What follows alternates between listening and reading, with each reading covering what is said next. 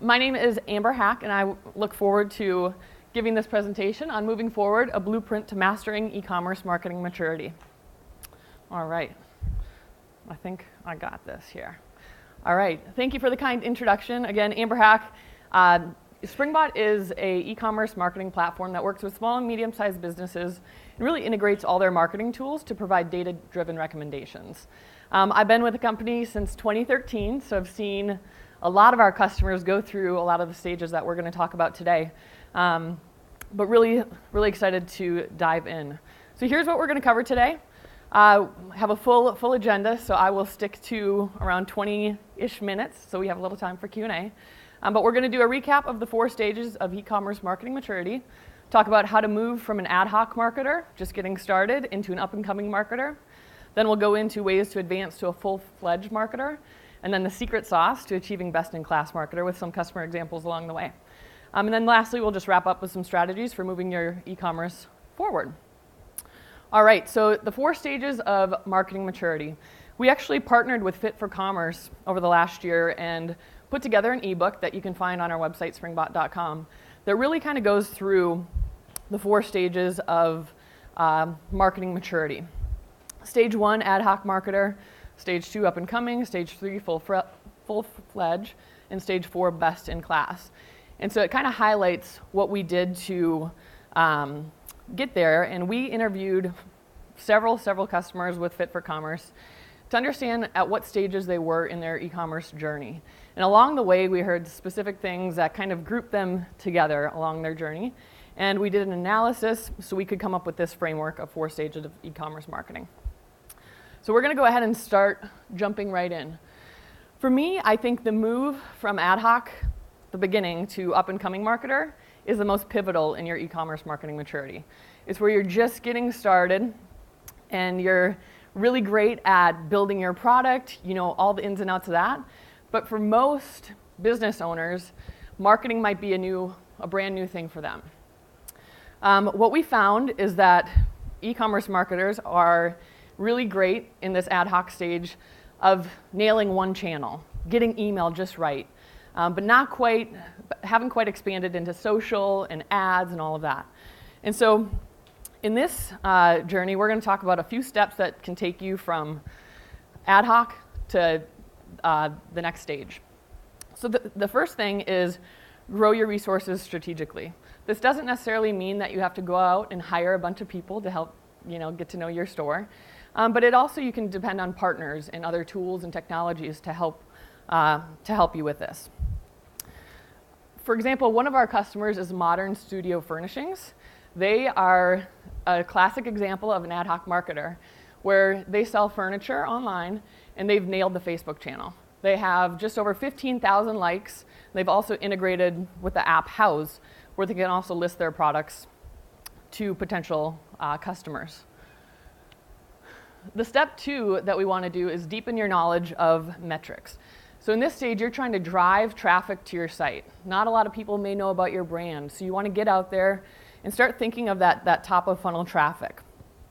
You really want to focus on developing that brand awareness and growing your customer base.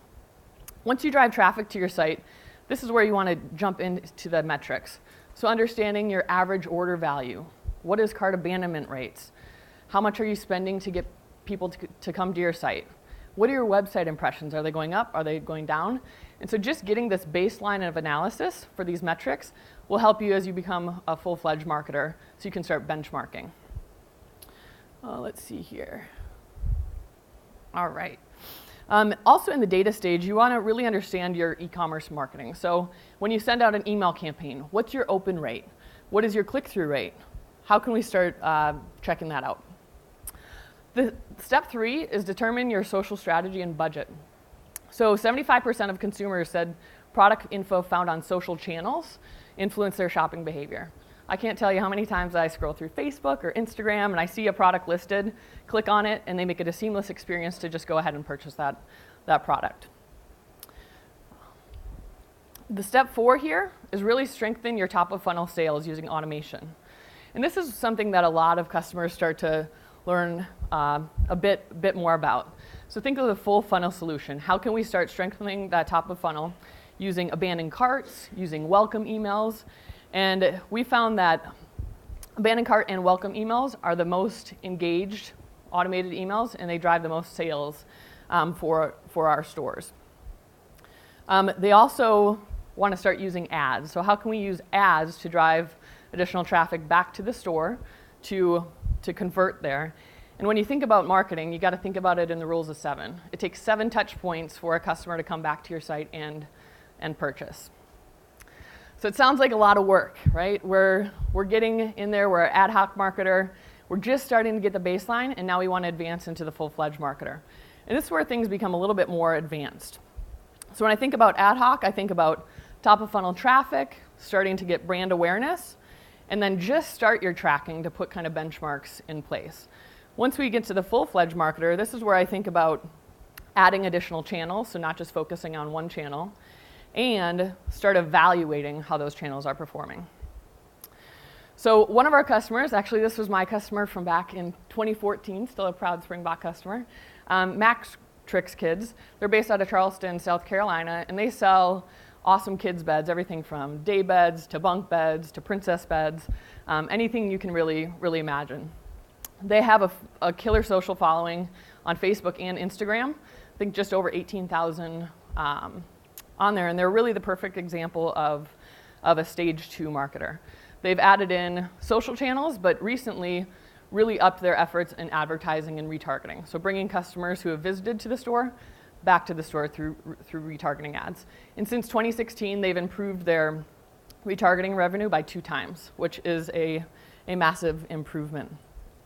Stores in this stage are starting to get daily orders, so they're not just kind of getting orders at random, but they're still really start getting into daily orders.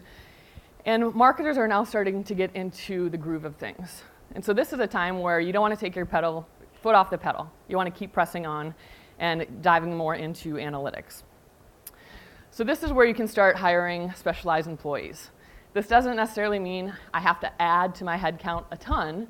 It means, again, using your partners, using your resources, checking out local internship opportunities to get people onto your team who can start really specifying their interest in social or email or advertising, and even SEO. So really what we're trying to do here is start benchmarking our performance. Having these specialized groups allows us to do this. This is where I always when I'm talking to customers, I'm saying, hey, what's your competitors doing? And a lot of times, they don't always know. So I tell them, okay, go sign up for your competitor's email. Go follow them on social. See what is their email cadence? What are their ads? What's that whole experience? So you can really start to benchmark yourself against them, but also benchmark your performance so you can continue to improve over time. Hey, my email that I sent out in 2017, open rate was this. Okay, in 2018, I want to improve it to X. So if you don't have these metrics, you don't know if you're actually getting better, and you don't know what's working and what's not. So it's really important to benchmark those. Other things that we always talk about too is the checkout experience. So how easy is it for a customer to buy your product? I challenge my customers and say, hey, go talk to your parents and see if they can check out on your store. Go talk to your kids and see if they can check out on your store. What's their experience and how quickly can they get to that checkout so they can get to that conversion, which you ultimately want. All right. This is where you're also going to start implementing more tools and processes. So this is where you'll get Google Analytics installed, where you're going to evaluate tools that can help you do A/B testing on email subject lines and understand where you place the view cart button on the page, how that is different, or if you need to change the color.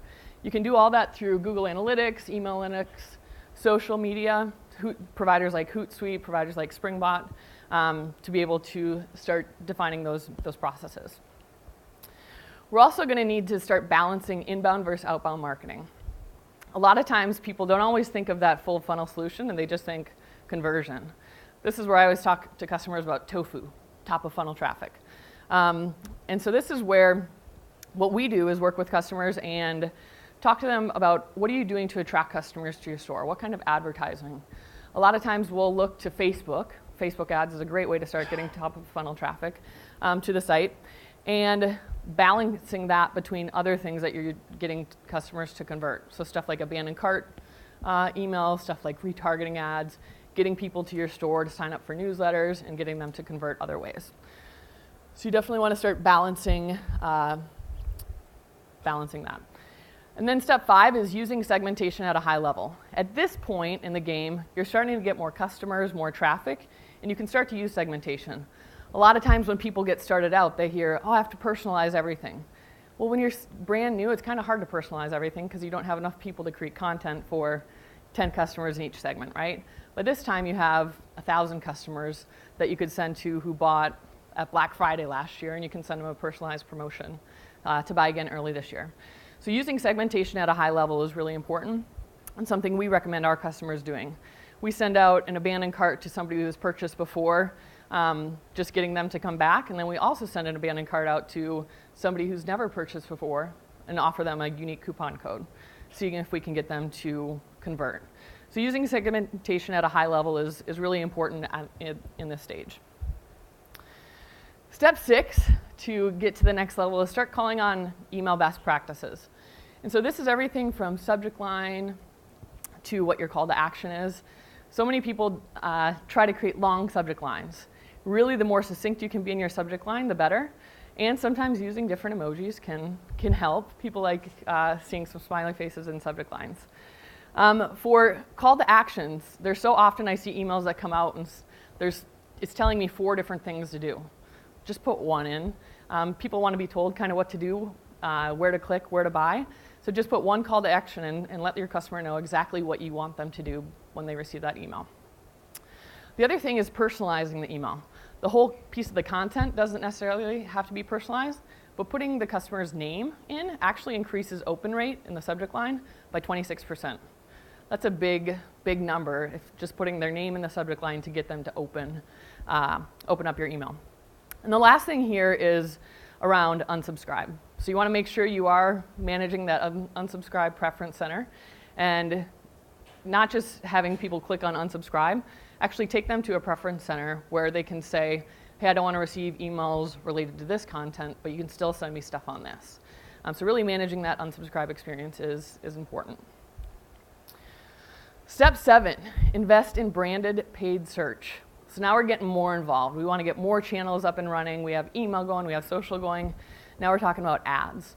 And so whenever someone asks me, hey, do you want to check out this product? The first thing I do is go to Google and search and see what comes up. I may also go to Amazon and search and see what goes up. So investing in branded paid search is very helpful. You can use different partners, different providers to help with some of this. But it's a very important thing to start doing in the stage 2 marketer. All right, step 8, you're going to see this and say, wait, shouldn't have I done this already? But really developing a sales plan and goals. It's hard to do this without kind of understanding what your benchmark was and what your numbers that you started to hit were going to be. And so now you can really start to develop a strategic sales plan and goals and understand how you're going to hit those, right? So putting that into play, benchmarking what you did the previous year, and setting goals of what you want to accomplish this year. A lot of time people think goals is only related to revenue. For me, it's how am I growing my subscriber list? How am I improving my open rate? Because I know when I send out an email, I can get people to click on it and buy right away. So I want people to open those and click on those because that's where all my revenue is coming from. So really start understanding those metrics so you can put that plan together. All right, so we're here. We worked long and hard, and now we're achieving best-in-class status. We have an awesome customer based out of Chicago, Illinois called Oak Street Bootmakers. Our customer's name is George, and his dad was basically a shoemaker, and he was an apprentice growing up and watching him do this. And it really inspired him to start his own company and start selling online. You can see from his website, it's very aesthetically pleasing. It's clean, not a lot of crazy call to actions.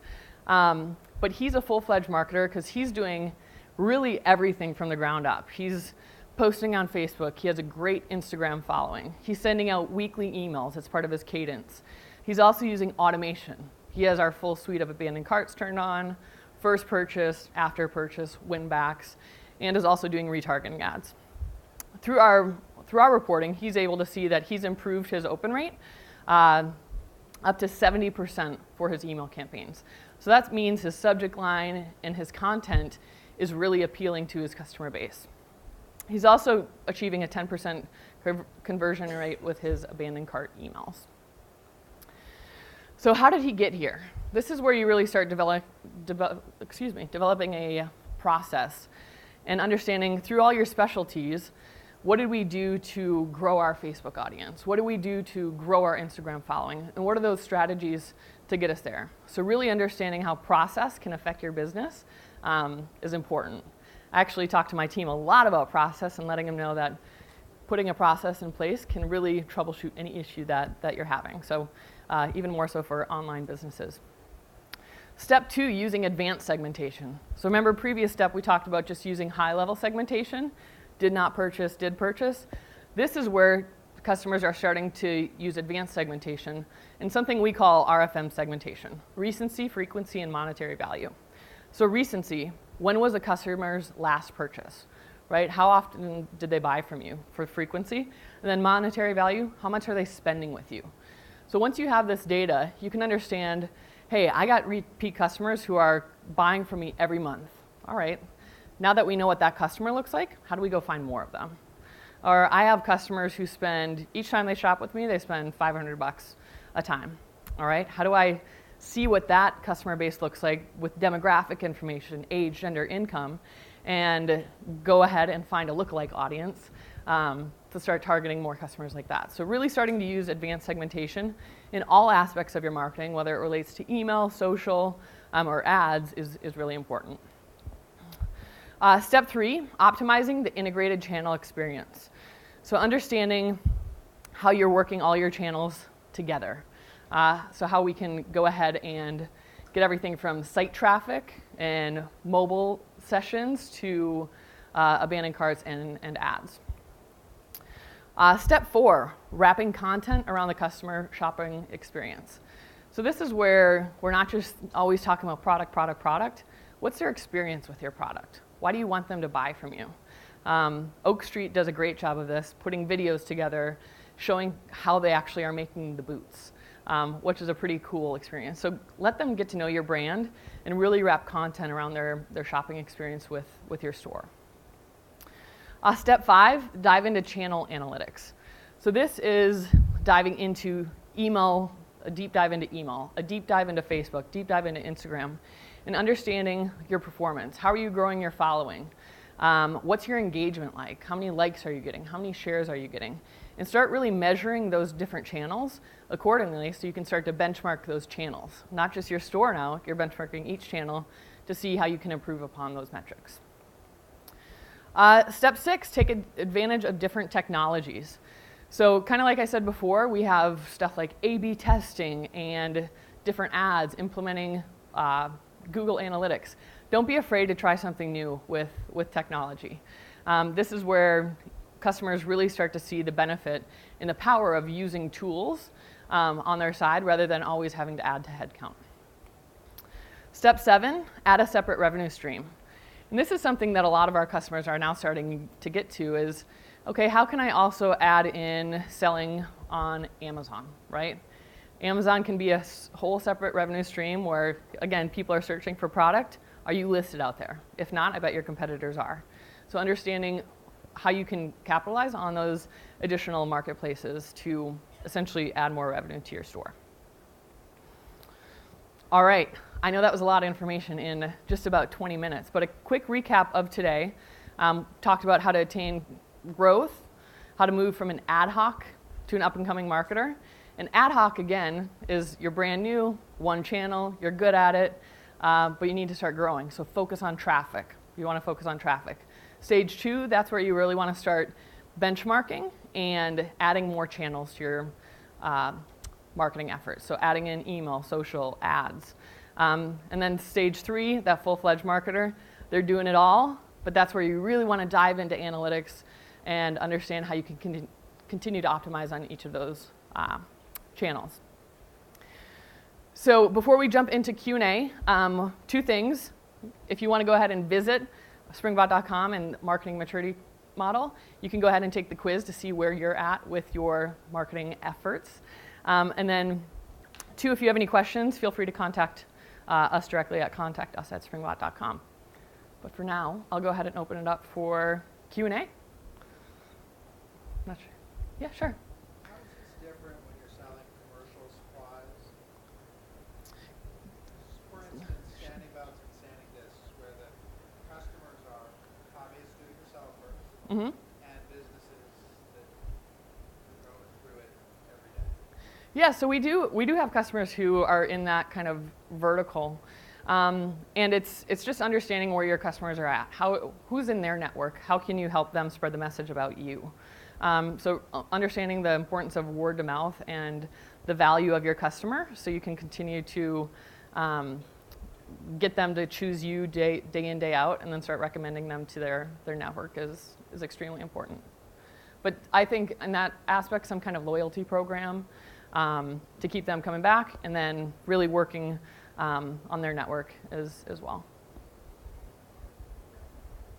Any other questions? Sorry, it's kind of bright up here.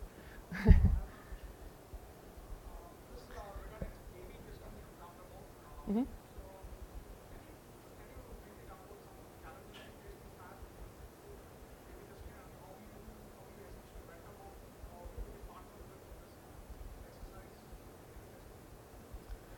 I heard it a little on A/B testing. Did anyone else hear it that can maybe shout it up? Around A/B testing? Yeah, A/B testing. Okay. Any challenges faced around that, what are the best practices? Yeah, I mean, I think for A/B testing, a lot of it is just having the content to be able to do it. For email, a quick way to A/B test is your subject line, all right? And then you can choose the winner. Programs will choose the winner, and they can send it out to that. You can also do different offers. Okay, what are you going to get for a click-through rate? And then go ahead and we'll send the winner on that. But I think the challenges for A/B testing is really developing the content and having enough resources to go ahead and start doing that. Other than that, A/B testing is best practice in any kind of industry, and making sure you're really resonating with your customer base. Cool. All right. I think that's a wrap.